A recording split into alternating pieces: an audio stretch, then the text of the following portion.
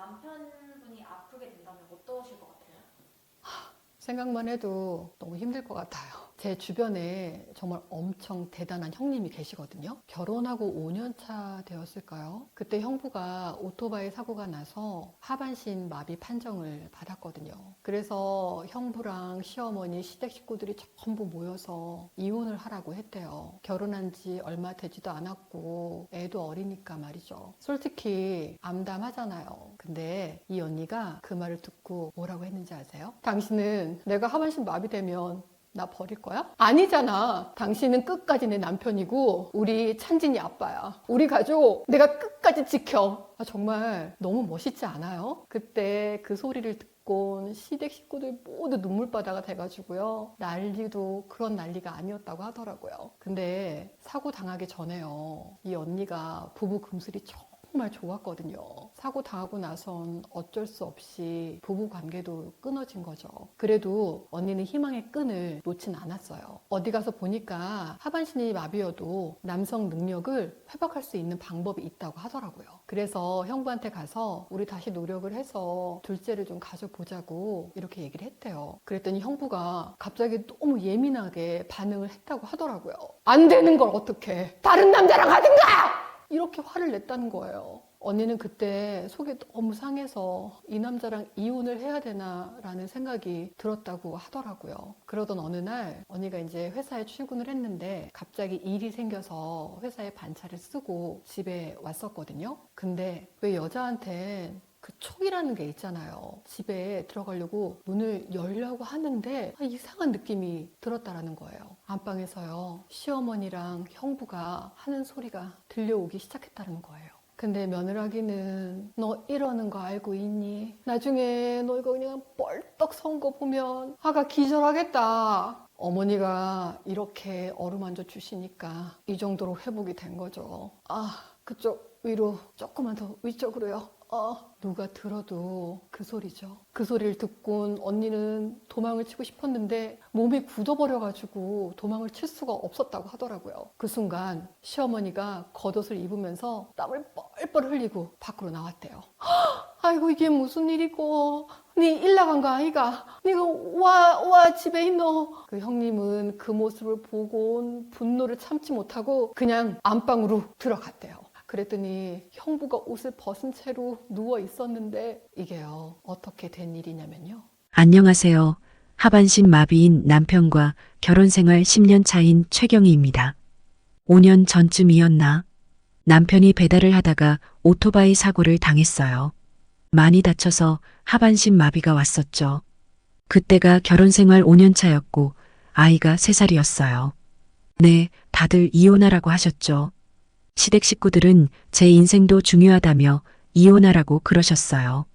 그런데 전 남편 없이는 못 살겠더라고요.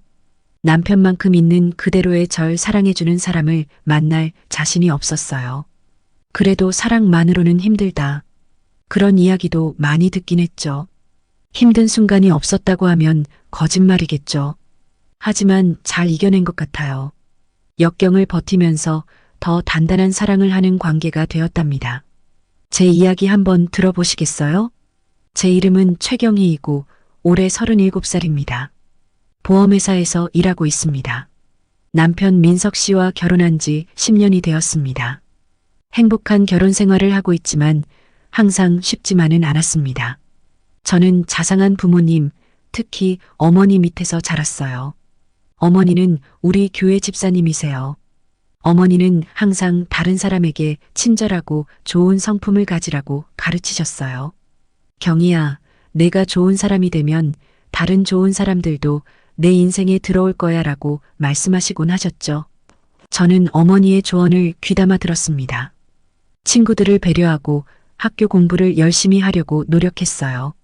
선생님들도 저를 좋아해 주셨고 저처럼 공부를 많이 하는 친구들도 많았어요. 대학에서도 저는 계속해서 모든 사람에게 친절하게 대했어요. 하지만 모든 사람이 저를 대하는 것만큼 친절하게 대하지는 않는다는 것을 서서히 깨달았어요. 제가 항상 친구들을 도와주었던 것처럼 모든 친구들이 저를 도와줄 거라고 생각했죠. 하지만 제가 시험 공부 가이드를 공유해달라고 요청했을 때 몇몇 친구들은 거절했어요. 제가 자신들보다 더 좋은 점수를 받을까봐 두려웠던 거죠. 정말 슬펐습니다. 더 이상 친절하게 굴지 말아야 할지 고민하기 시작했어요. 엄마가 틀렸나 봐요. 그러다 민석이를 만났어요. 당시 25살이었던 민석이는 제 사무실 근처에서 작은 식당을 운영하고 있었어요. 그는 저를 만나자마자 제 따뜻한 성격에 반했어요. 저도 민석이가 배려심 많고 책임감 있고 성실한 모습에 반했죠. 저희는 친절한 마음씨를 비롯해 공통점이 많았어요. 민석이는 돈을 많이 벌지는 못했지만 저에게 헌신적이었고 항상 저를 먼저 생각했어요. 우리는 결혼을 결심했습니다. 결혼식은 제 인생에서 가장 행복한 날이었어요. 민석 씨 같은 남편을 만난 게 정말 행운이라고 생각했어요. 많은 친구들과 가족들이 저희의 사랑스러운 관계를 부러워했어요. 그들은 항상 한숨을 쉬며 우리가 서로에게 얼마나 완벽한지 말하곤 했죠. 결혼 후 처음 5년 동안은 모든 것이 좋았어요. 우리는 함께 보내는 모든 시간을 즐겼죠. 몇 시간이고 이야기하고 웃으며 서로의 희망과 꿈을 공유했죠. 저는 민석이가 좋아하는 음식을 만들어주면 항상 포옹과 뽀뽀를 해줬어요. 그러던 중 예쁜 아들 진우가 태어났어요. 부모가 되면서 우리는 더욱 가까워졌어요. 민석이는 항상 진우를 돌봐주고 함께 놀아주는 좋은 아빠였어요. 제가 좋아하는 두 아들을 보고 있으면 제 마음은 사랑과 기쁨으로 가득 찼어요. 그 시절 저는 매일 아침 작은 가족들과 함께 하루를 보낼 생각에 설레며 일어났어요. 완벽한 삶을 살게 해주신 하나님께 감사했습니다. 물론 여느 부부처럼 민석이와 저는 가끔 사소한 말다툼을 하기도 했습니다. 돈이나 집안일 때문에 싸우기도 하고 사소한 습관 때문에 짜증을 내기도 했죠. 하지만 오래도록 화를 내지는 않았어요. 민석이는 제가 화가 나면 참지 못했어요. 항상 저를 위로하고 다시 웃게 해주곤 했죠. 우리는 한 팀이자 가장 친한 친구였어요. 남편이 곁에 있으면 인생의 어떤 기복도 이겨낼 수 있을 것 같았어요. 우리 삶이 이렇게 빨리, 이렇게 많이 바뀔 줄은 상상도 못했어요. 한순간 모든 것이 완벽했다가 갑자기 그렇지 않다는 것을 깨달았죠. 이제 저는 어떤 일이 일어날지 예측할 수 없다는 것을 알았습니다. 모든 것을 다 알아냈다고 생각해도 운명은 우리를 놀라게 할 수 있습니다. 모든 것을 바꾼 그날은 여느 날과 마찬가지로 시작되었습니다. 눈 내리는 추운 겨울 아침이었습니다. 민석은 여느 때처럼 일찍 일어나 식당에 갔습니다. 그는 저에게 작별 인사를 하며 바보 같은 농담을 던졌습니다. 저는 그가 다시 키스할 수 있도록 아직 자고 있는 척했습니다. 그가 일하러 떠나면서 우리는 웃고 있었어요. 남편이 현관문을 나서는 모습을 마지막으로 보게 될 줄은 상상도 못했죠. 그날 아침 저는 이불 속에서 따뜻한 온기를 즐기며 조금 더 침대에 누워 있었어요. 마침내 일어나서 진우를 방에서 데리러 갔어요. 진우는 이미 잠에서 깨어 침대에서 일어나 엄마, 엄마. 저는 웃는 아들을 안고 동그란 아기 뺨에 뽀뽀를 했습니다.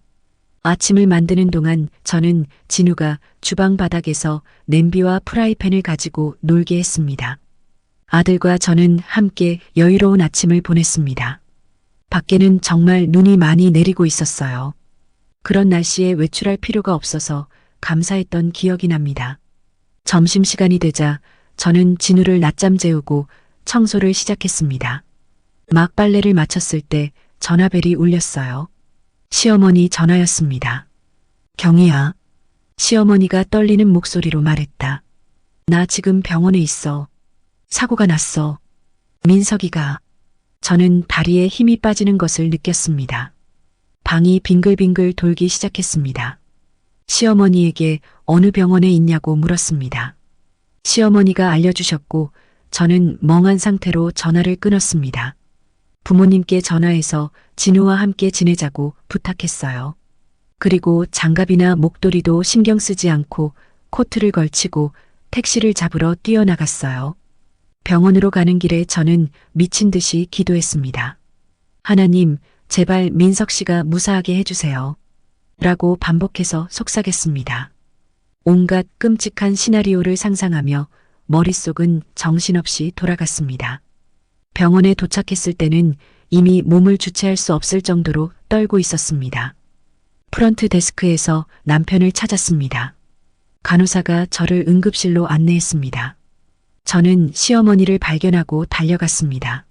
무슨 일이에요? 민석 씨는 어딨어요? 민석 씨는 괜찮아요? 제 목소리는 너무 작고 겁에 질려 있었습니다. 시어머니는 눈물을 흘리며 저를 꼭 껴안으셨습니다. 식당에 일손이 부족해서 민석이가 직접 배달을 하러 갔어. 길이 너무 빙판길이라 오토바이를 통제하지 못해서 차에 치였어. 지금 수술 중이야. 저는 숨을 쉴 수가 없을 정도의 깊은 슬픔을 느꼈습니다. 최악의 악몽이었어요. 몸이 두 동강 나는 것 같았습니다. 제 마음의 절반은 민석이를 다시 볼 수 있기를 기도하는 마음이었어요. 나머지 절반은 아들 진우에게 아빠가 다쳤다는 말을 어떻게 전할 수 있을까에 대한 고민이었습니다. 몇 시간 동안 대기실에 앉아서 생각은 점점 더 어두운 곳으로 빠져들었습니다. 마침내 의사가 저희와 이야기를 나누기 위해 나왔습니다. 남편분은 수술이 끝났습니다. 그가 부드럽게 말했습니다. 남편은 특히 척추에 심각한 부상을 입었습니다. 더 많은 시술이 필요하겠지만 지금은 안정된 상태입니다. 남편을 봐도 될까요? 저는 간절히 물었습니다. 의사는 고개를 끄덕였습니다. 잠시 같이 앉아 있어도 되지만 휴식이 필요합니다. 시어머니와 저는 의사를 따라 미로 같은 병원 복도를 지나갔습니다. 민석 씨의 머리는 붕대로 감겨 있었습니다. 다리에는 기둥이 튀어나와 있었습니다. 그는 너무 창백해 보였습니다. 저는 남편 옆으로 달려가 사방에 있는 전선과 튜브를 조심하며 남편의 손을 잡았습니다. 민석 씨, 나 여기 있어. 저는 중얼거렸다. 괜찮을 거야. 정말 사랑해. 민석 씨가 내 말을 들을 수 있을지는 모르겠지만 저는 계속 속삭였습니다. 잠시 후 의사는 민석 씨가 쉴 시간이 되었다고 손짓했습니다. 간호사가 우리를 작은 회의실로 안내하며 의사가 민석 씨의 상태를 논의하기 위해 들어올 거라고 말했습니다. 우리는 긴장된 침묵 속에서 기다렸습니다. 몸이 마비되는 느낌이 들었습니다. 의사가 들어왔을 때 그의 얼굴은 매우 심각했습니다. 민석 씨가 심각한 척수 손상을 입었다고 했습니다. 저는 그의 다음 말을 제대로 알아듣지 못했습니다. 죄송하지만 남편분은 허리부터 하반신이 마비된 것 같습니다. 의사가 말했습니다. 이런 부상을 입으면 거동이 회복될 가능성이 매우 낮습니다. 민석 씨는 하반신 마비가 되어 휠체어를 사용해야 할 것 같습니다. 방 안의 모든 공기가 빨려나가는 것 같았습니다. 굉음이 제 귀를 가득 채웠습니다. 시어머니의 울음소리가 들리긴 했지만 멀리 있는 것 같았습니다. 더 이상 제 몸에 감각이 느껴지지 않았습니다. 의사는 여전히 말을 하고 있었지만 그의 목소리는 윙윙거리는 소리처럼 들렸습니다. 하반신 마비라는 단어가 계속 제 머릿속에서 울려 퍼졌습니다. 어떻게 이런 일이 우리에게 일어날 수 있을까? 민석 씨는 겨우 30살이었습니다. 우리 앞에는 앞날이 창창했습니다. 진우는 아직 아기였고 아빠가 필요했어요. 그리고 저는 남편이 필요했어요. 민석 씨는 여전히 같은 사람이었을까요? 걸을 수 있게 된 저를 원망할까요? 내가 남편 곁을 지킬 수 있을 만큼 강해질 수 있을까? 겁이 나기도 했지만 이런 생각을 하는 제 자신이 부끄럽기도 했습니다. 가장 중요한 것은 민석 씨가 살아있다는 것이었습니다. 그래서 거기에 집중하려고 노력했어요. 지금 무너질 수는 없었어요. 남편과 아들이 저를 의지하고 있었으니까요. 가족을 위해 강해져야 했어요. 의사 선생님의 말씀이 끝나자 저는 목례로 감사 인사를 드렸습니다.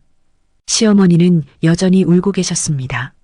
저는 어머니를 팔로 감싸 안고 대기실로 안내했습니다. 우리는 오랫동안 함께 앉아 손을 잡고 기도했습니다. 시간이 얼마나 흘렀는지 잘 모르겠습니다. 몇 년처럼 느껴졌습니다. 제 마음은 안개 속에 있었습니다. 결국 시아버지가 식당 문을 닫고 병원에 오셨습니다. 민석 씨의 소식에 망연자실해 보이셨어요. 다 같이 울면서 앞으로 어떻게 해야 할지 이야기를 나눴어요. 시댁에서는 제가 민석 씨에게 집중할 수 있도록 며칠 동안 진우를 맡아주겠다고 하셨어요. 저는 감사하게 수락했습니다. 드디어 간호사 선생님이 다시 민석이와 함께 있어도 된다고 하셨어요. 무슨 일이 일어날지 몰랐습니다. 민석 씨가 깨어 있을까? 내가 뭐라고 말해야 할까? 저는 떨리는 다리로 민석 씨의 병실로 들어갔습니다. 민석 씨는 눈을 감고 있었지만 제가 손을 잡자 힘겹게 꽉 쥐었습니다. 안도감이 밀려왔습니다. 경희야, 그가 쉰 목소리로 말했다. 정말 미안해. 쉿, 미안해하지 마. 저는 그를 달랬습니다. 당신이 살아있어서 정말 다행이야. 우린 함께 이겨낼 거야. 당신은 최고의 남편이자 아빠야. 여보, 정말 사랑해요. 무슨 일이 있어도 당신 곁에 있을게요. 민석 씨는 제 눈을 바라보며 고개를 끄덕이며 눈시울을 붉혔습니다. 저는 그가 저를 믿는다는 것을 알았습니다. 제 인생에서 그보다 더 큰 의미는 없었습니다. 앞으로의 길은 쉽지 않을 것입니다. 하지만 우리의 사랑은 좋을 때나 나쁠 때나 함께한다는 서약이었습니다. 저는 우리에 대한 믿음이 있었습니다. 민석 씨와 저는 특별한 무언가가 있었습니다. 우리는 서로를 붙잡고 절대 놓지 않았습니다. 민석 씨의 사고 후 처음 몇 주는 제 인생에서 가장 힘든 시기였습니다. 민석 씨는 오랫동안 병원에 입원해야 했습니다. 수술과 치료도 더 많이 받아야 했고요. 많은 보살핌이 필요했죠. 저는 매일 하루 종일 민석 씨의 곁을 지켰어요. 밤에는 침대 옆 의자에서 잤습니다. 간호사들은 집에 가서 쉬어야 한다고 했지만 저는 그를 떠날 수 없었습니다. 부모님과 시댁 식구들이 진우를 돌봐주셨어요. 가능한 한만이 진우를 데리고 병문안을 오셨어요. 하지만 어린 아들은 힘들어했어요. 아빠가 보고 싶었거든요. 왜 민석 씨가 예전처럼 자신을 안아주거나 같이 놀아주지 않는지 이해하지 못했습니다. 진우가 혼란스러워하는 모습을 보면서 마음이 아팠어요. 민석 씨는 많이 아팠습니다. 의사 선생님은 진한 약을 주었습니다. 가끔은 너무 피곤해서 계속 잠만 잤어요. 어떤 때는 통증 때문에 잠을 이루지 못하기도 했습니다. 먹는 것도 힘들었습니다. 그는 체중이 많이 줄었습니다. 가장 힘들었던 건 우울증이었어요. 민석 씨는 늘 슬펐어요. 미래에 대해 절망감을 느꼈기 때문입니다. 진우를 데리고 떠나야 한다고 했어요. 이제 걷지 못하니 인생이 끝났다고 생각했죠. 경희야, 난 절대 예전의 남편과 아빠가 될 수 없어. 그가 저에게 말했습니다. 당신과 진우는 이보다 더 나은 삶을 살 자격이 있어. 나랑 같이 있으면 안 돼. 그의 말에 저는 너무 화가 났어요. 어떻게 내가 자신을 버릴 거라고 생각할 수 있었을까? 민석 씨, 그런 식으로 말하지 마. 좋든 나쁘든 당신과 결혼한 거야. 진우와 나는 당신이 필요해. 우린 당신을 정말 사랑해. 우리 함께 이겨낼 거야. 민석 씨를 위해 힘내려고 노력했습니다. 하지만 혼자 있으면 눈물이 났어요. 너무 걱정되고 두려웠어요. 우리의 삶은 완전히 달라졌어요. 예전 같을 수가 없었어요. 하반신 마비 남편의 아내가 어떻게 살아야 할지 몰랐어요. 제가 감당할 수 있을 만큼 강할 수 있을까 하는 죄책감도 들었습니다. 시어머니는 제가 얼마나 힘들어하는지 보셨어요. 어느 날 저녁 병원에서 시어머니는 저와 단둘이 얘기하고 싶다고 하셨어요. 경희야, 너 지금 많이 힘들다는 거 알아? 시어머니가 부드럽게 말씀하셨습니다. 너는 아직 젊어. 너에게 이런 짐을 지게 하는 건 불공평해. 저는 항의하려고 입을 열었지만 시어머니는 계속 말했습니다. 내가 민석이와 이혼하고 싶다고 해도 아무도 너를 탓하지 않을 거야. 내 행복도 중요하니까. 진우는 아직 어리잖아. 새로운 좋은 남자 만나면 돼. 잘 생각해봐. 저는 충격을 받은 채 시어머니를 쳐다보았습니다. 차가운 기운이 몰려왔습니다. 시어머니가 자기 아들에게 그렇게 냉정할 수 있다고는 생각도 못했습니다. 어머님, 저는 다른 남편은 원하지 않아요. 저는 단호하게 말했습니다. 전 절대 민석이를 떠나지 않을 거예요. 민석 씨는 진우의 아빠예요. 우리는 한 가족이라고요. 저는 자리에서 일어났습니다. 다시는 이 얘기는 하지 않겠습니다. 이제 남편에게 돌아가야겠어요. 그날 이후 저는 시댁 식구들과 접촉을 하지 않았습니다. 시댁 식구들이 제가 실수하고 있다고 생각한다는 걸 알 수 있었어요. 마치 제가 바보인 것처럼 저를 다르게 대했어요. 저는 너무 화가 나고 슬펐어요. 민석 씨와 진우에게만 집중하기로 결심했어요. 민석 씨가 드디어 퇴원했을 때 집으로 데려올 수 있어서 너무 기뻤습니다. 하지만 한편으로는 많이 떨렸어요. 저희 아파트에는 휠체어가 들어갈 수 있는 공간이 없었거든요. 민석이는 현관문도 못 들어가고 화장실도 이용할 수 없었죠. 적응하는 동안 부모님이 같이 살게 해주셨어요. 민석 씨가 집에 오면 상황이 나아질 거라고 생각했죠. 하지만 어떤 면에서는 더 힘들어졌어요. 목욕, 옷 입기, 화장실 이용 등 모든 일에 도움이 필요했어요. 민석 씨는 무력감이 너무 싫었어요. 우울증은 더 심해졌습니다. 어떤 날은 아예 침대에서 일어나지 않았어요. 저는 너무 외로웠어요. 이전의 남편이 그리웠어요. 우리는 항상 함께 이야기하고 웃곤 했어요. 이제 그는 거의 말을 하지 않았어요. 제가 도와주려고 할 때마다 짜증을 냈어요. 저는 그가 수치심을 느꼈기 때문이라는 것을 알았습니다. 하지만 그의 분노는 여전히 저를 아프게 했습니다. 저는 최선을 다하고 있었어요. 그와 진우 그리고 집을 돌보느라 너무 지쳤어요. 하지만 제가 아무리 노력해도 민석 씨는 행복해 보이지 않았어요. 우리의 육체적 친밀감은 완전히 멈췄어요. 민석 씨는 제가 자신의 몸을 보는 걸 견디지 못했어요. 반쪽짜리 남자가 된 것 같다고 했어요. 저는 남편에게 여전히 제가 사랑에 빠졌던 그 잘생긴 남편이라고 말했어요. 하지만 남편은 제 말을 믿지 않았어요. 어느 날 밤 진우를 재우고 민석 씨와 대화를 시도했어요. 여보, 당신과 가까이 있는 게 그리워요. 저는 부드럽게 말했어요. 저는 그가 좋아하던 방식으로 그의 머리를 쓰다듬었습니다. 하지만 민석이는 손사래를 쳤습니다. 경희야, 그만해. 그가 거칠게 말했다. 어떻게 나한테 이럴 수 있어. 난 역겨워. 다시는 당신을 만족시킬 수 없어. 진짜 남자를 찾아야 해. 그의 말은 저에게 깊은 상처를 주었습니다. 눈물이 핑 돌았습니다. 그런 말 하지 마세요. 당신은 내 유일한 남자야.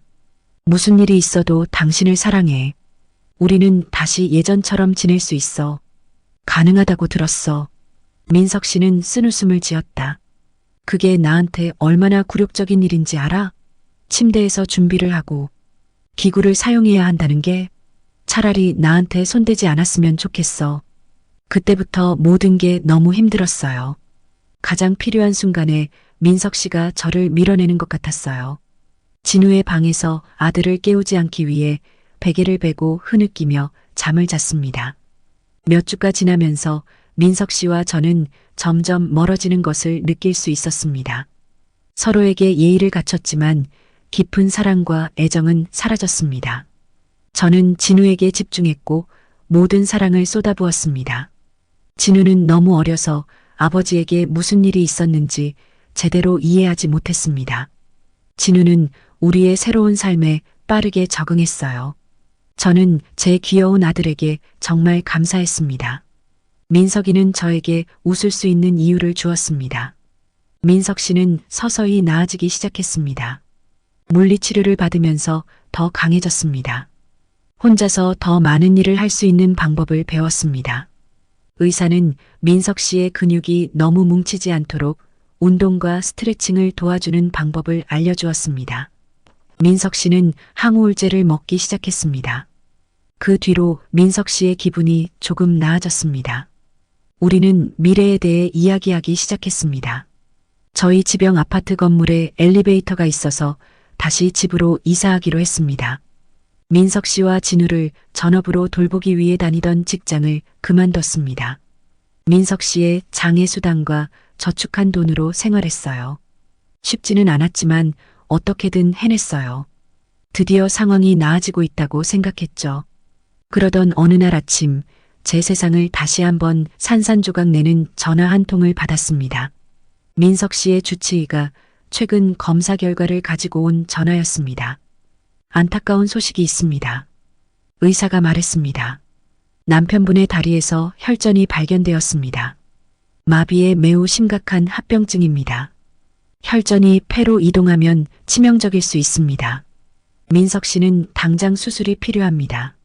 저는 이런 일이 벌어지고 있다는 게 믿기지 않았습니다.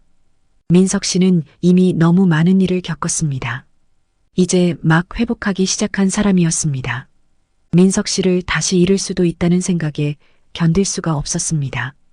두려움에 몸서리쳤습니다. 민석 씨에게 이 사실을 말하자 민석 씨는 엄청나게 화를 냈어요. 이미 최악의 상황을 겪었다고 생각한 거죠. 이제 또다시 위험 부담이 큰 대수술을 받아야 하는 상황이었죠. 그는 포기하고 싶다는 말을 하기 시작했습니다. 차라리 살지 못하는 게 낫겠다는 생각도 들었습니다. 경희야, 나 너무 지쳤어. 그가 떨리는 목소리로 말했습니다. 더는 못하겠어. 당신과 진우는 내가 없어도 더 잘할 수 있을 거야. 더 이상 당신을 붙잡고 있기 싫어. 저는 그를 매섭게 안고 저를 바라보게 했습니다. 민석 씨, 제발 그런 말 하지 마. 나는 눈물을 흘리며 말했습니다. 진우는 아빠가 필요해요. 나도 남편이 필요해. 당신이 없으면 우린 절대 잘 살 수 없어요. 무엇보다 당신을 사랑해. 계속 함께 해줘요. 힘낸다고 약속해줘. 민석 씨는 온몸이 떨리는 듯 흐느끼며 울음을 터뜨렸다. 노력할게. 그가 속삭였습니다. 나도 나를 모르겠어. 하지만 노력할게. 당신과 진우를 위해서. 우리는 서로를 부둥켜 안고 울었고 앞으로 일어날 일이 너무 무서웠어요.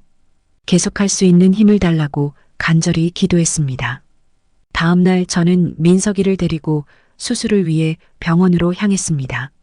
속이 울렁거리며 몇 시간 동안 대기실을 서성거렸습니다. 드디어 의사가 나와서 수술이 잘 되었다고 말해주었습니다. 혈전을 제거했다고 하더군요. 민석 씨는 회복 중이었습니다. 저는 안도감에 쓰러질 뻔했습니다. 민석 씨를 볼 수 있게 되자마자 저는 서둘러 그의 곁으로 달려갔습니다. 민석 씨는 여전히 연약하고 창백해 보였습니다. 하지만 그는 살아 있었습니다. 그게 중요한 전부였습니다. 자기가 해냈어라고 나는 속삭였다. 정말 잘 해냈어. 자기가 정말 자랑스러워. 진우와 내가 여기 있잖아. 사랑해. 민석 씨는 내 손을 힘겹게 잡으며 피곤한 미소를 지었다. 내가 없었다면 난 못했을 거야. 그가 목청껏 말했습니다. 날 포기하지 않아줘서 고마워. 내가 사랑하기 쉽지 않다는 거 알아. 더 나아지기 위해 계속 노력할게요. 우리 가족을 위해서. 그 말을 듣고 저는 다시 희망으로 가득 찼습니다. 우리는 이미 많은 일을 함께 겪어왔습니다. 우리의 사랑은 어떤 폭풍우도 이겨낼 수 있다는 것을 알았습니다. 며칠 후 민석 씨는 다시 병원에서 퇴원했습니다. 우리는 새로운 시작을 위해 집으로 돌아왔습니다. 저는 우리의 일상을 더 많은 웃음과 빛으로 채우려고 노력했습니다. 진우가 민석 씨의 무릎에 앉아 놀 때 저는 오랜만에 남편의 진짜 웃음을 보았습니다. 우리 가족은 서서히 치유되기 시작했습니다. 여전히 힘들고 어려운 점은 있었습니다. 회복은 일직선이 아니었습니다.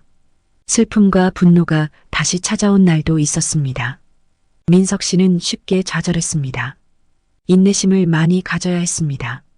때론 지치고 절망감을 느끼기도 했습니다. 하지만 더 이상 떠나고 싶다는 생각은 하지 않았습니다. 이게 제 삶이었으니까요. 좋든 나쁘든, 아프거나 건강할 때나, 어느 날 밤 잠자리에 들 준비를 하다가 저는 울음을 터뜨렸습니다.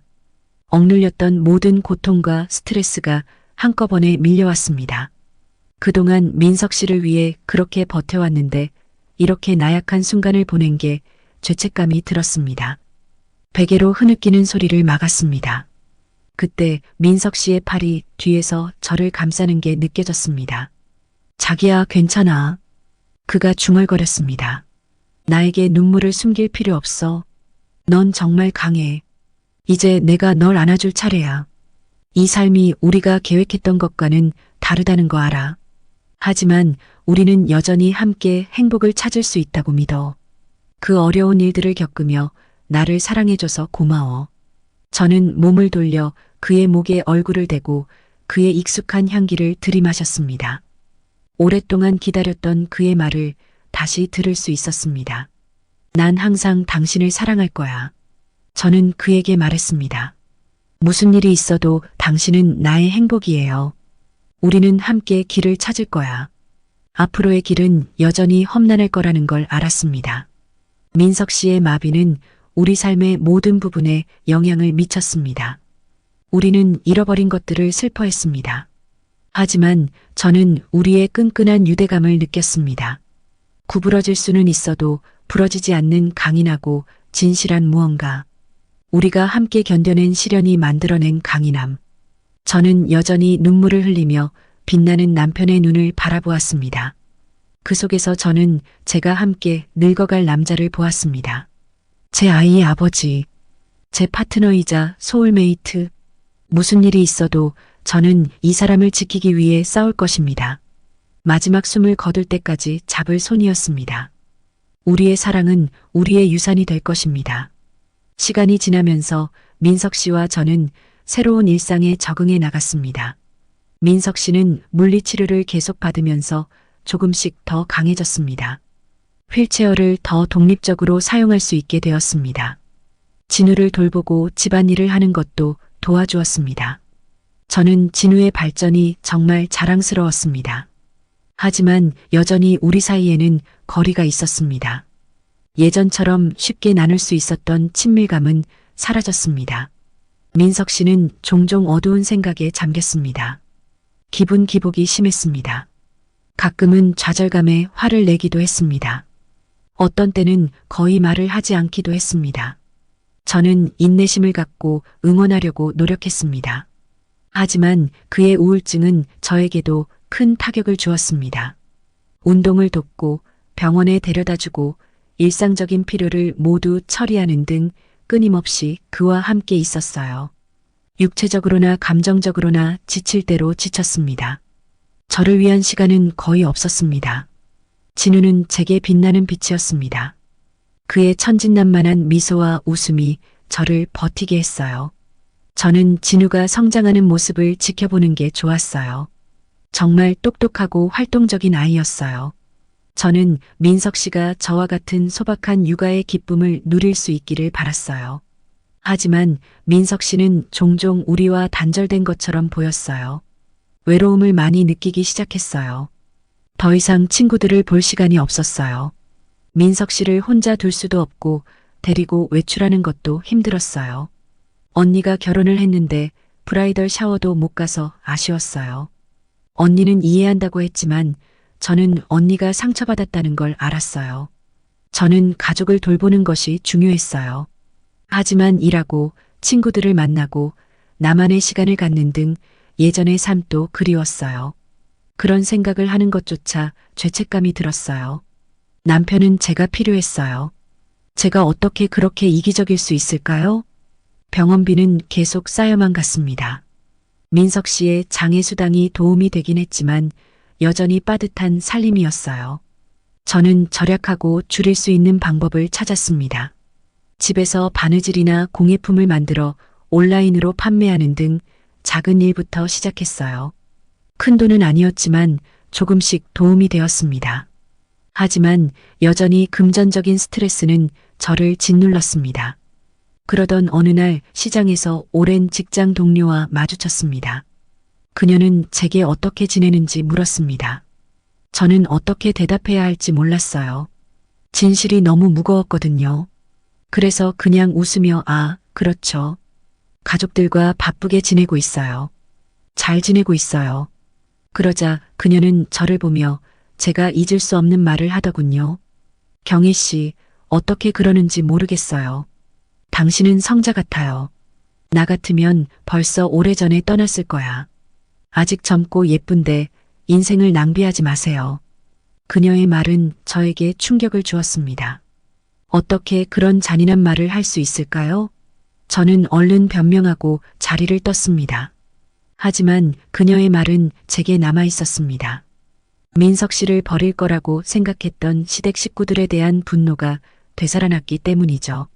모두가 나를 행복을 버린 순교자로 보았을까? 추악한 속삭임은 계속됐습니다. 진우가 다니는 유치원의 학부모들은 저를 불쌍한 눈으로 바라보곤 했습니다. 저 불쌍한 여자라고 그들은 중얼거렸다. 저 여자는 이제 다른 남편을 찾지 못할 거야. 저 병신과 함께 살게 생겼네. 그 말을 들으면 피가 끓어오르는 것 같았습니다. 어떻게 감히 민석 씨에게 그런 식으로 말할 수 있단 말인가? 그는 좋은 사람이었고 헌신적인 아버지였습니다. 장애가 그를 정의하지 않았어요. 저는 그 모든 사람들에게 자기 일이나 신경 쓰라고 소리치고 싶었습니다. 하지만 늦은 밤 제 마음 깊은 곳에 그들의 잔인함이 작은 의심의 씨앗을 심었습니다. 민석 씨가 또다시 내 손길을 거부했을 때 나는 그들의 말이 맞는지 궁금해하기 시작했습니다. 그가 다시 내게 진짜 남편이 될 수 있을까? 이 외롭고 힘든 삶이 내가 기대해야 할 전부일까? 그런 생각을 하는 제 자신이 싫었습니다. 어느 날 저녁 저는 부엌에서 부모님이 대화하는 것을 우연히 들었습니다. 부모님은 제가 거기 있는 줄 몰랐습니다. 경희가 너무 희생을 많이 했어. 어머니가 말씀하셨습니다. 진우가 너무 빨리 자라고 있어요. 같이 뛰고 놀아줄 아빠가 필요해요. 민석이를 원망하게 될까봐 걱정이에요. 눈물이 났습니다. 제 부모님도 제 미래를 걱정하고 계셨거든요. 제가 정말 부모님께 짐만 되는 존재였을까요? 내가 없으면 모두의 삶이 더 나아질 수 있을까? 온갖 의심과 속삭임에 빠져 허우적대는 것 같았습니다. 진우와 민석 씨를 돌보는데 온몸을 던지며 부정적인 생각을 밀어내려고 노력했습니다. 어느 날 밤 진우를 재운 뒤 민석 씨와 함께 앉아 그날 병원 예약에 대해 이야기를 나누었습니다. 의사는 하반신 마비 환자들이 성기능과 생식력을 회복할 수 있는 새로운 치료법이 나왔다고 했습니다. 저는 희망적인 소식이라고 생각했습니다. 민석 씨, 의사 선생님이 우리가 다시 친밀해질 수 있는 방법이 있대. 나는 그의 팔을 어루만지며 부드럽게 말했습니다.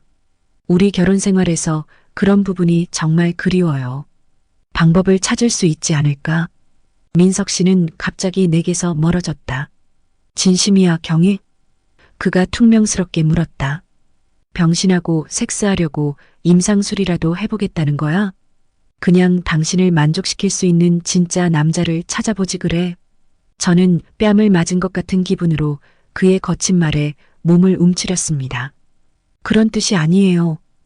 저는 울었습니다. 난 당신을 동정하지 않아요. 당신을 사랑해요.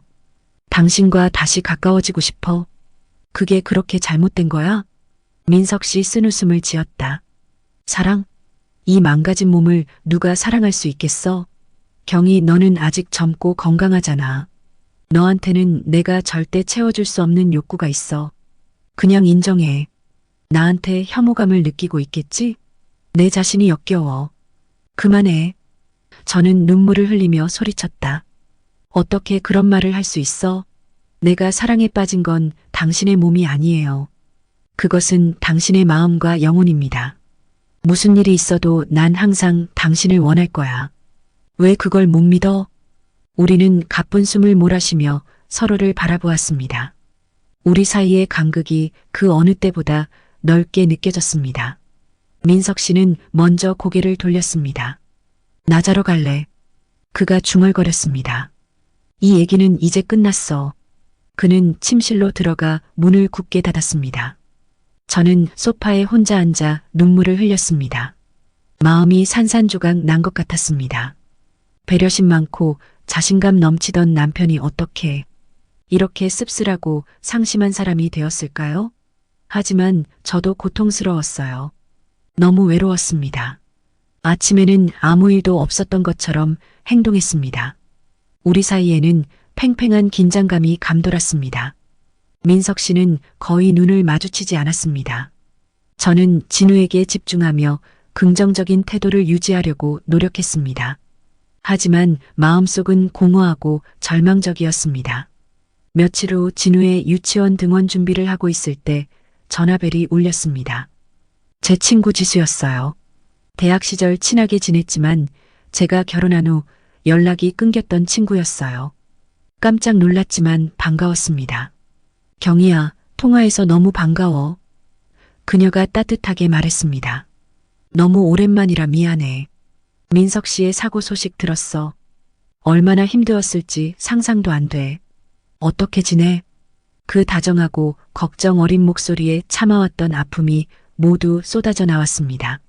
저는 어느새 흐느끼며 일상의 고단함, 돈 걱정, 뼛속 깊은 외로움 등 모든 이야기를 쏟아내고 있었습니다.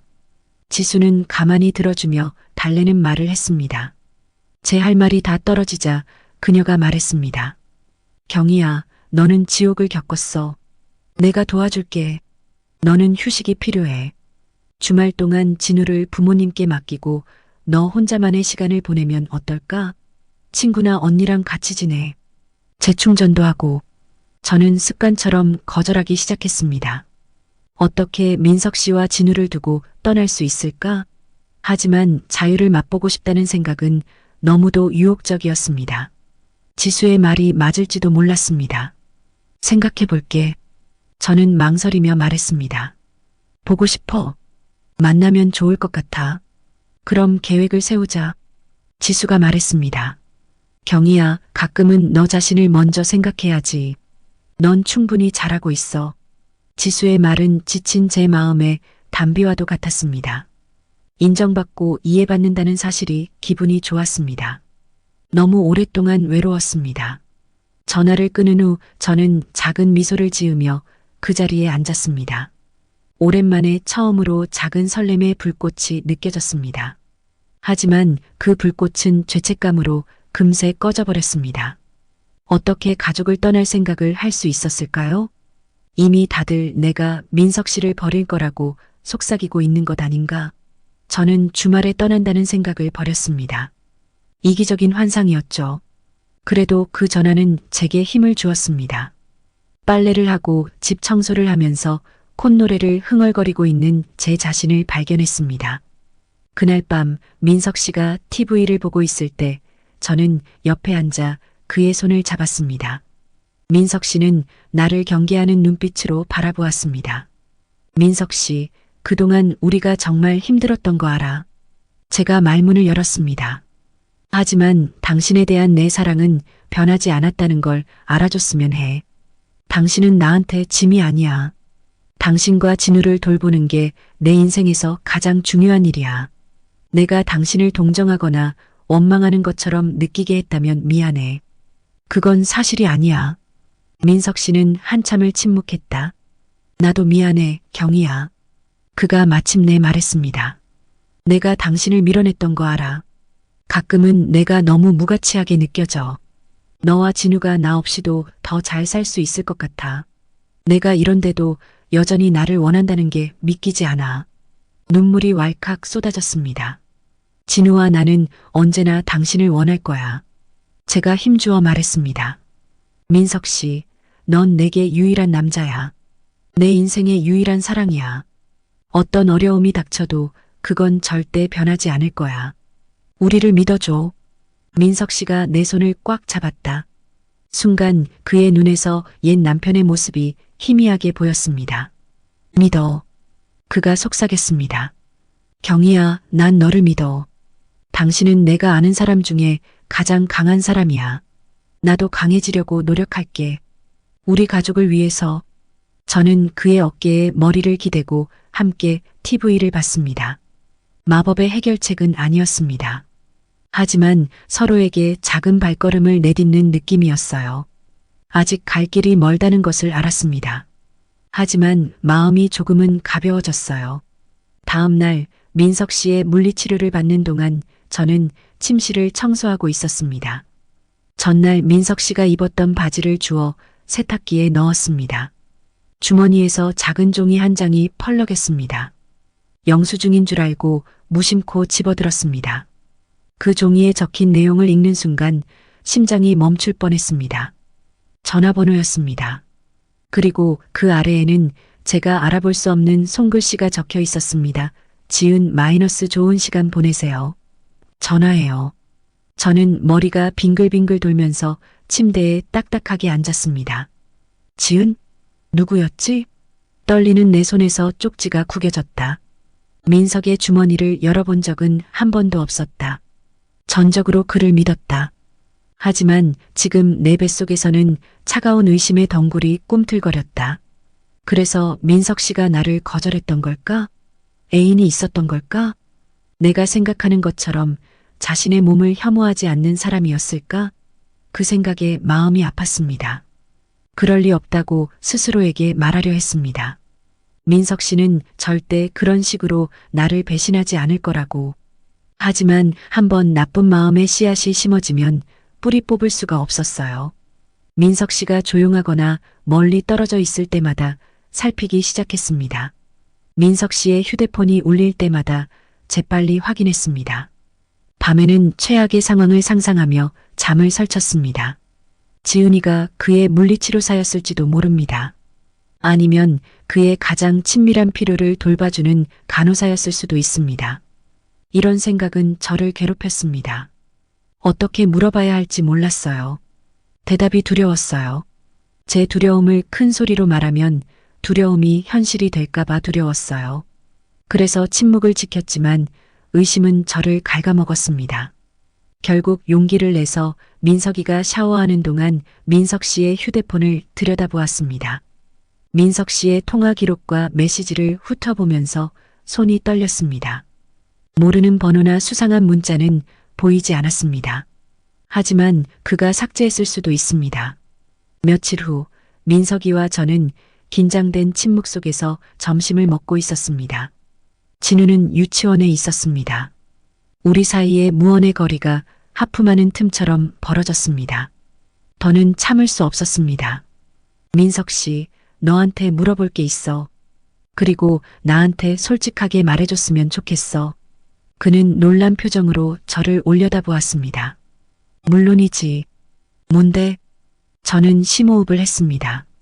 얼마 전에 당신 주머니에서 쪽지를 발견했어요. 어떤 여자 전화번호가 적혀 있었어요. 지은이라는 여자. 민석의 이마가 혼란스럽게 찡그려졌습니다. 지은이라고? 그런 이름을 가진 사람은 모르는데. 거짓말하지 마. 저는 목소리를 높이며 삐딱하게 말했습니다. 너 다른 사람 만나니? 그래서 나랑 더 이상 친해지고 싶지 않은 거야? 뭐? 아니. 민석 씨는 충격을 받은 표정이었다. 경희야, 나 절대 바람 안 피워. 그 쪽지가 뭔지 모르겠어. 내 말 믿어줘요. 저는 간절히 그의 말을 믿고 싶었습니다. 하지만 그 교활한 속삭임은 이미 뿌리를 내리고 있었습니다. 더 이상 무엇이 진짜인지 모른다는 생각이 들었습니다. 그럼 어떻게 설명할 수 있어? 저는 눈물을 흘리며 물었습니다. 민석 씨, 그 여자가 누구야? 나한테 말 안 하는 게 뭐야? 나도 몰라. 그는 답답한 마음에 소리쳤습니다. 번호가 틀렸나 봐. 아니면 누가 장난으로 내 주머니에 넣었거나. 맹세컨대 바람 피우는 거 아니야. 그런 생각까지 하다니 믿을 수가 없어. 우리는 괴로워하며 서로를 바라보았습니다. 그의 눈에서 상처와 분노가 제 눈과 똑같이 비치는 것을 볼 수 있었습니다. 어떻게 이렇게 된 걸까요? 제가 세상에서 가장 사랑했던 남자가 저에게 낯선 사람처럼 느껴졌어요. 더 이상 무엇을 믿어야 할지 모르겠어요. 저는 아프게 속삭였습니다. 민석 씨, 당신을 잃는 것 같아. 당신을 모르는 것처럼. 넌 날 잃는 게 아니야. 그의 목소리가 갈라지며 말했습니다. 나 여기 있어, 경희야. 난 여전히 당신 남편이야. 당신의 민석이야. 난 절대 당신을 배신하지 않아. 당신과 진우는 내 인생의 전부야. 저는 그의 품으로 달려가 그의 말에 모든 두려움을 씻어내고 싶었다. 하지만 의심과 고통의 그물망에 갇혀 얼어붙은 기분이었습니다. 어떻게 그에게 돌아갈 방법을 찾아야 할지 몰랐습니다. 바로 그때 초인종이 울렸습니다. 총소리인 줄 알고 움찔했습니다. 그리고는 멍하니 문으로 걸어가 문을 열었습니다. 배달원이 꽃다발을 들고 서 있었습니다. 최경희님 택배입니다. 그가 클립보드를 내밀며 사인을 하라고 했습니다. 저는 제 이름을 적고 고사리 손으로 꽃을 받아들었습니다. 꽃송이 사이로 작은 카드 한 장이 들어 있었습니다. 떨리는 손가락으로 카드를 꺼내서 메시지를 읽었습니다. 경희야, 당신은 내 인생의 전부야. 당신에게 상처를 줘서 미안해. 제발 용서해줘. 항상 사랑해, 민석이가. 목이 메어 흐느껴 울음이 터져 나왔습니다. 저는 나를 걱정스럽게 바라보는 민석 씨를 보기 위해 고개를 돌렸습니다. 오늘 아침에 주문한 거야. 그가 부드럽게 말했습니다. 내가 나에게 얼마나 소중한지 보여주고 싶었어. 내 사랑을 의심하게 만들어서 미안해. 민석 씨의 휠체어 앞에 무릎을 꿇고 앉아 꽃이 제 손에서 떨어졌습니다. 저는 그의 손을 꼭 잡고 눈물을 흘렸습니다. 미안해. 널 믿지 못해서 미안해. 두려움에 사로잡혔어. 당신을 잃을까봐 너무 무서웠어. 민석 씨는 나를 품에 끌어안고 최대한 꽉 안아주었습니다. 넌 절대 날 잃지 않을 거야. 그가 속삭였습니다. 난 내 거야, 경희야. 좋든 나쁘든 무슨 일이 있어도 우리가 서로를 믿는다면 무슨 일이든 이겨낼 수 있어. 저는 그의 목을 끌어안고 울면서 억눌렸던 고뇌와 외로움을 모두 풀어냈습니다. 민석 씨는 내 머리를 쓰다듬으며 사랑과 위로의 말을 속삭였습니다. 그 순간 저는 우리 사이의 벽이 금이 가고 무너지는 것을 느꼈습니다. 우리는 한참을 서로를 끌어안고 말없이 다시 연결되었습니다. 마침내 헤어질 때 민석 씨가 제 얼굴을 두 손으로 감싸 안았습니다. 우리 약속하자. 그가 진지하게 말했습니다. 지금부터 우리 서로에게 모든 것을 말하자. 더 이상 비밀스러운 두려움이나 의심은 없어. 문제가 생기면 함께 직면하자. 어떤 일이 있어도. 의문의 전화번호로 인한 공포 이후 민석 씨와 저는 서로에게 좀 더 솔직해졌습니다. 우리는 서로의 어려움과 희망, 두려움에 대해 이야기했습니다. 항상 쉽지만은 않았습니다. 때때로 우리는 서로를 원망하거나 서로를 외면하는 과거의 패턴으로 돌아갈 때도 있었습니다. 하지만 지금은 더 빨리 용서하고 더 빨리 다시 연결되었습니다. 어느 날 밤 함께 침대에 누워있던 민석 씨가 새로 들어본 치료법에 대해 이야기해 줬습니다.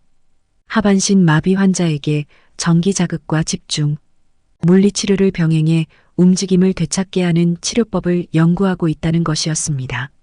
결과는 희망적이었습니다. 일부 환자는 보행기에 의지해 몇 걸음씩 걸을 수 있었습니다. 나에게는 아직은 먼 얘기긴 하지만 몇 달 동안 매일 서울에 가서 치료를 받아야 해. 하지만 생각을 멈출 수가 없어. 조금이라도 다시 걸을 수 있다면 어떨까? 일어나서 내가 당신을 안아줄 수 있다면, 진우를 쫓아 공원을 돌아다닐 수 있다면? 이런 생각이 머리를 맴돌아 너무 간절히 원해. 그의 목소리에 담긴 그리움에 가슴이 아팠습니다. 저도 그 무엇보다도 진우를 위해 그렇게 하고 싶었습니다. 하지만 위험성도 알고 있었습니다. 치료는 아직 초기 단계였습니다. 성공을 장담할 수 없는 힘든 치료였죠. 그리고 그것은 우리의 삶을 보류하고 진우와 오랫동안 떨어져 있어야 한다는 것을 의미했습니다. 민석 씨, 난 당신이 모든 기회를 가졌으면 좋겠어. 제가 조심스럽게 말했습니다. 하지만 너무 큰 희망을 품는 건 아닌지 걱정이 들어요. 잘 안 되면 어쩌지? 또다시 망연자실하는 건 원치 않아요. 우리는 있는 그대로의 삶을 받아들이기 위해 너무 열심히 살아왔잖아요. 민석 씨는 한참 동안 침묵했습니다. 알아. 그가 마침내 말했다. 하지만 이 의자에 영원히 앉아있는 것을 온전히 받아들일 수는 없을 것 같아. 조금이라도 나아질 수 있는 기회가 있다면. 경희야, 노력은 해봐야지. 저는 그의 손을 꽉 잡았습니다. 물론 우린 한 팀이야. 당신이 원한다면 전적으로 지지할게요. 부모님께 진우를 더 돌보아라고 부탁할게요. 그리고 가능한 한 자주 서울에 갈게요. 민석 씨의 눈이 눈물로 빛났습니다. 고마워. 그가 속삭였습니다. 나를 믿어줘서 고마워. 모든 일을 겪으면서 내 곁을 지켜줘서 쉽지 않았다는 거 알아. 정말 사랑해. 저도 사랑해요. 그에게 부드럽게 키스하며 말했습니다. 무엇보다도 항상 그랬던 것처럼 우린 이겨낼 거야. 우리는 계획을 세웠습니다. 민석 씨는 서울로 가서 초기 검사를 받고 병원 근처의 주거시설에 입소하기로 했습니다. 처음에는 진우와 함께 집에서 지내다가 몇 주에 한 번씩 진우를 데리고 방문하기로 했습니다. 진우에게 아빠가 잠시 자리를 비울 거라고 말하는 건 생각보다 힘들었습니다. 진우는 이해하지 못한 채 울면서 민석이를 붙잡고 매달렸습니다. 민석이가 아이를 꼭 안아주었습니다. 진우는 울부짖었습니다. 아빠, 제발 떠나지 마세요. 민석 씨는 감정에 북받친 목소리로 안 떠나 아들아라고 말했습니다. 의사 선생님들이 다리를 치료할 수 있도록 잠시 자리를 비우는 거야. 금방 돌아올게. 그리고 언제든 아빠를 보러 와 전화나 컴퓨터로 매일 얘기할 거야. 알았지? 진우는 킁킁거렸다. 꼭 돌아올 거지? 약속할게. 민석 씨는 엄숙하게 말했다. 진우와 엄마에게 꼭 돌아올게. 내가 세상에서 제일 사랑하는 사람들이야. 민석 씨를 기차역에 데려다 주던 날은 제 인생에서 가장 힘들었던 날 중 하나였습니다. 민석 씨를 위해 강해지려고 노력했지만 속으로는 무너져 내리는 것 같았어요. 민석 씨 없이 혼자서 일상을 헤쳐나가야 한다는 생각에 두려움이 엄습했습니다. 제가 강해져야 할 사람이 저였는데도 저는 오랫동안 그에게 의지해왔어요. 우리는 플랫폼에서 진우를 사이에 두고 서로를 꼭 껴안았습니다. 파이팅! 나는 민석 씨의 귀에 격려의 말을 건네며 속삭였다. 난 당신을 믿어. 우린 할 수 있어. 민석 씨는 내게 맹렬히 키스했습니다. 내가 가진 모든 것을 걸고 싸울 거야. 그가 말했습니다. 너를 위해, 진우를 위해, 우리의 미래를 위해. 그리고 그는 기차 안으로 사라졌습니다. 진우와 저는 기차가 시야에서 사라질 때까지 서 있었습니다. 울고 있는 아들을 안아주며 저도 모르게 눈물이 뺨을 타고 흘러내리는 것을 느꼈습니다. 민석 씨 없는 첫 몇 주는 외로움과 스트레스로 가득했습니다. 진우를 돌보고 집안 살림에 온몸을 던지며 침대 위 공허함을 생각하지 않으려고 애썼습니다. 밤이 되면 민석 씨의 베개를 꼭 껴안고 주저앉곤 했습니다. 전화통화와 영상 채팅은 저에게 생명줄과도 같았습니다. 민석 씨는 자신이 받고 있는 검사와 만나고 있는 다른 환자들에 대해 알려주었습니다. 서울은 빠르게 변화하고 현대화된 완전히 다른 세상이었습니다. 처음에는 민석 씨도 많이 힘들었을 겁니다. 하지만 그는 흥분하고 희망에 찬 목소리로 말했습니다. 의사들은 그가 치료의 적임자라고 생각했습니다. 쉽지는 않을 거예요. 그는 저에게 경고했습니다. 치료는 강렬하고 고통스럽기도 해 몇 년 동안 느껴보지 못한 근육을 사용하는 방법을 다시 배워야 하고 내 몸이 우리가 원하는 방식으로 반응할 거라는 보장도 없어. 하지만 해볼 생각은 있어. 경희야, 너무 하고 싶어. 우리 둘을 위해서. 나도 원해요. 제가 그에게 말했습니다. 민석 씨, 당신이 정말 자랑스러워. 난 당신이 내가 아는 사람 중에 제일 용감한 사람이라고 생각해. 진우와 나는 당신이 정말 보고 싶지만 당신이 가는 모든 길을 응원하고 있어. 당신은 할 수 있어. 어떤 날은 다른 날보다 더 힘들었습니다. 진우는 아빠를 그리워하며 울었습니다. 저는 피로와 스트레스로 인내심이 바닥난 날은 진우에게 화를 내곤 했습니다. 그러다 죄책감에 아들을 껴안으며 곧 아빠를 만나자고 약속하곤 했습니다. 친구와 가족들이 최대한 많이 도와줬습니다. 지수는 항상 제 이야기를 들어주고 울고 싶을 때 기댈 수 있는 어깨가 되어준 든든한 버팀목이었어요. 부모님은 제가 쉴 때마다 진우를 데려다 주셨어요. 하지만 저는 여전히 물 위에서 간신히 버티고 있는 것 같은 압도감을 느꼈습니다. 민석 씨가 치료를 시작한 지 한 달쯤 지난 어느 날 저녁, 저는 막다른 골목에 다다랐습니다. 진우는 하루 종일 투정을 부리고 저녁밥을 먹지 않겠다고 떼를 썼어요. 머리가 지끈거리고 어떻게 갚아야 할지 모르는 연체료 고지서가 쌓여 있었습니다. 진우가 접시를 바닥에 던졌을 때 제 안에 무언가가 깨졌습니다. 진우, 당장 그만둬. 저는 소리쳤습니다. 더는 못 참겠어. 왜 그냥 행동하지 않는 거야? 진우의 작은 얼굴이 구겨지며 눈물을 흘렸습니다. 아빠가 보고 싶어요. 그가 흐느꼈습니다. 아빠는 언제 집에 와요? 순간 저는 끔찍한 기분이 들었습니다. 진우가 아버지를 그리워한 것은 진우의 잘못이 아니었습니다. 그는 그저 이해하려고 애쓰는 어린아이였을 뿐입니다. 저는 진우를 품에 안고 앞뒤로 흔들며 말했습니다. 미안해, 아가야. 저는 중얼거렸습니다. 엄마가 소리 지르려고 한 건 아니었어. 엄마도 아빠가 그리워. 너무 아파. 하지만 아빠는 우리에게 돌아올 수 있도록 정말 열심히 노력하고 있어. 아빠를 위해 우리가 힘을 내야 해. 알았지? 진우는 제게 달라붙어 흐느끼는 소리가 점점 잦아들었습니다. 아빠는 다시 걸을 수 있을까요? 그가 속삭였습니다. 모르겠어. 저는 솔직하게 대답했습니다. 하지만 아빠는 최선을 다하고 있어. 그리고 걸을 수 없게 되더라도 아빠는 여전히 진우를 그 무엇보다도 사랑하는 멋진 아빠가 될 거예요. 엄마처럼. 저는 지친 아들이 제 품에 잠들 때까지 안아주었습니다.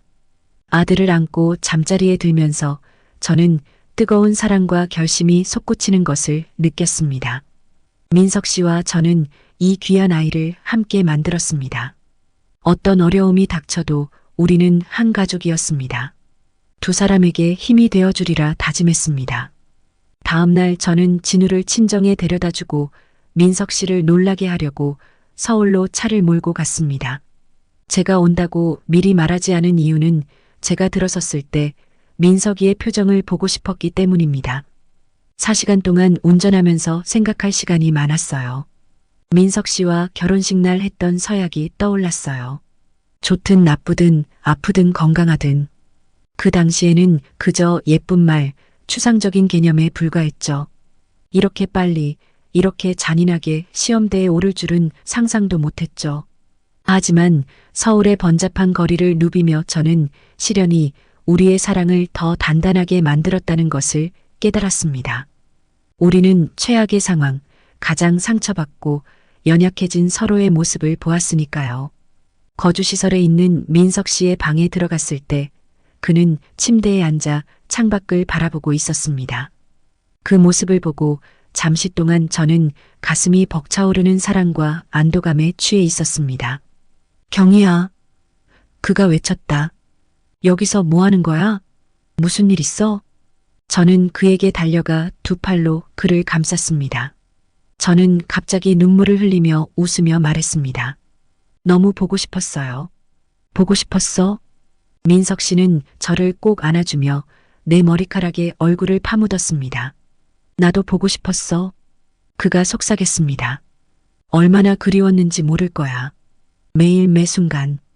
우리는 침대에 함께 앉아 손을 맞잡고 서로 떨어져 지내던 사소한 일상을 이야기했습니다. 민석 씨는 치료와 작은 성공들과 좌절에 대해 이야기했습니다. 저는 진우의 최근 장난과 그가 했던 재미있는 말들에 대해 알려주었습니다. 이야기를 나누면서 저는 민석 씨의 변화를 발견했습니다. 그의 눈에는 새로운 빛과 목적의식, 결단력이 보였습니다.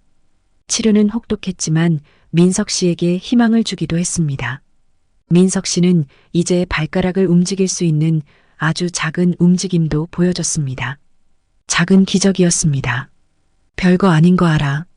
그는 저의 놀란 표정을 보며 말했습니다. 하지만 이제 시작이야. 의사 선생님이 이렇게 계속 진행하면 곧 보조기를 차고 일어설 수 있을 거라고 하셨어. 상상이 돼. 경희야, 일어서서 당신을 안아주는 모습 말이야. 눈물이 핑 돌았습니다. 상상할 수 있어. 제가 부드럽게 말했습니다. 그리고 그렇게 될 거라고 믿어요. 민석 씨, 당신은 투사야. 당신은 이겨낼 거야. 우리는 하루 종일 서로의 존재를 음미하며 함께 시간을 보냈습니다. 저녁이 가까워질 무렵 저는 떠나기 싫은 마음이 들었습니다. 하지만 진우에게 돌아가야 한다는 것을 알았습니다. 저는 민석 씨의 얼굴을 만지며 아쉬운 듯 말했습니다. 알아. 그가 내 손길에 몸을 기대며 말했습니다. 하지만 우린 곧 다시 함께 할 거야. 경희야, 정말 사랑해. 나도 사랑해. 저는 속삭이면서 그에게 깊게 키스했습니다. 부산으로 돌아오는 길은 멀었지만 마음은 몇 주 만에 한결 가벼워졌습니다. 민석 씨의 발전된 모습과 결연한 모습을 보며 새로운 힘을 얻었습니다. 무슨 일이 있어도 우리는 이겨낼 수 있을 거라고 생각했습니다. 며칠 후 아파트를 청소하다가 서랍 속에 꽂혀 있던 오래된 사진첩을 발견했습니다. 소파에 앉아 책장을 넘겼습니다. 민석 씨와 제가 처음 사귀었을 때 젊고 풋풋한 모습이 담긴 사진이 담겨 있었습니다. 사랑과 희망으로 서로를 바라보며 환하게 웃고 있는 결혼식 날의 사진도 있었죠. 책장을 넘기면서 우리의 삶이 펼쳐지는 것을 지켜보았습니다. 진우를 병원에서 집으로 데려오던 날, 작고 완벽한 진우의 모습, 가족 휴가와 생일, 우리가 나눈 사랑으로 인해 소중해진 평범한 순간들, 앨범 뒤쪽에서 잊고 있던 사진 한 장을 발견했습니다. 민석 씨와 제가 사귀기도 전인 대학 시절의 사진이었습니다. 친구들과 함께 파티에 가서 소주잔을 들고 웃고 있는 사진이었어요. 그런데 저 멀리서 몇 년 동안 생각지도 못했던 얼굴이 눈에 들어왔습니다. 최진우였습니다. 내 첫사랑, 내 마음을 아프게 하고 신뢰를 무너뜨린 남자. 빛바랜 사진 속에서도 그의 얼굴을 다시 보니 아픈 기억이 밀려왔습니다. 진우와 저는 대학 시절 2년 동안 사귀었습니다. 저는 그가 제 소울메이트라고 생각했어요. 결혼에 대해 함께 만들어갈 삶에 대해 이야기했죠. 그런데 그가 제 몰래 제 절친과 바람을 피우고 있었다는 사실을 알게 되었어요. 배신감은 저를 거의 무너뜨렸어요. 다시는 누구도 믿을 수 없을 것 같았고 온 마음을 다해 사랑할 수 없을 것 같았어요. 그 상처를 치유하고 더 나은 사람이 될 자격이 있다고 믿기까지 오랜 시간이 걸렸어요. 민석 씨를 만났을 때 저는 여전히 경계심이 많았고 제 자신을 온전히 내어주는 것을 경계했습니다. 하지만 그는 부드러운 끈기와 확고한 헌신으로 제 벽을 서서히 무너뜨렸습니다. 그와 함께 저는 다시 신뢰하고 마음을 여는 법을 배웠습니다. 그 오래된 사진을 들고 있는데 갑자기 소름이 돋았습니다. 민석 씨가 진우처럼 나를 배신하면 어떡하지? 그 생각이 독버섯처럼 스멀스멀 기어들어왔습니다. 비이성적인 생각이라는 걸 알았지만 한번 의심의 씨앗이 심어지면 떨쳐버릴 수가 없었습니다. 저는 그 생각을 밀어내고 현재에 집중하려고 노력했습니다. 민석 씨와 저는 함께 많은 일을 겪었습니다. 다른 커플들은 상상도 할 수 없는 방식으로 우리의 사랑을 시험해왔죠. 하지만 시간이 지나면서 예전의 불안감이 다시 찾아왔습니다.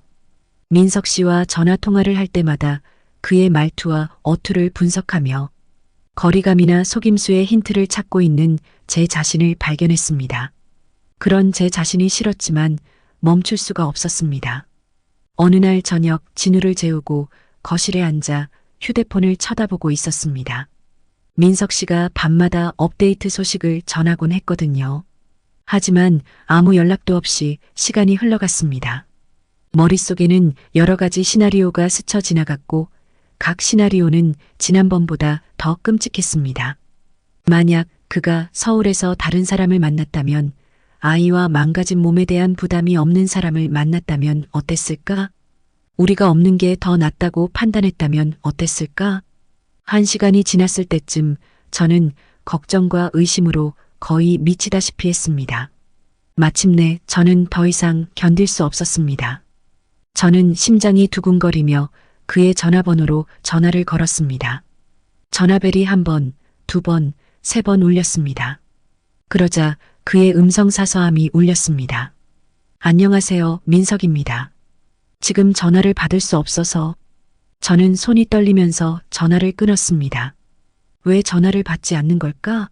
어디 갔을까? 의구심이 쥐구멍처럼 저를 갉아먹었습니다. 갑자기 영상 전화가 걸려와 휴대폰이 울렸습니다. 민석 씨였습니다. 저는 떨리는 손으로 전화를 받았습니다. 피곤하지만 웃는 민석이의 얼굴이 화면을 가득 채웠다. 경희야. 그가 말했습니다.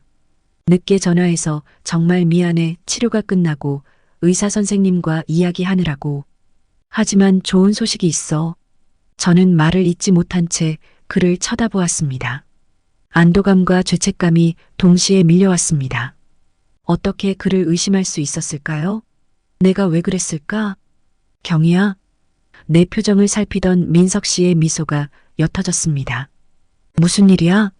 괜찮아? 괜찮아요. 저는 겨우 말을 이었습니다. 전화가 안 와서 걱정했어요.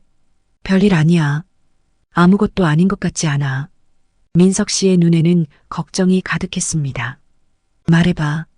진짜 무슨 일이야? 저는 제 자신이 부끄러워 망설였습니다. 하지만 우리는 무슨 일이 있어도 서로에게 솔직하기로 약속했었으니까요.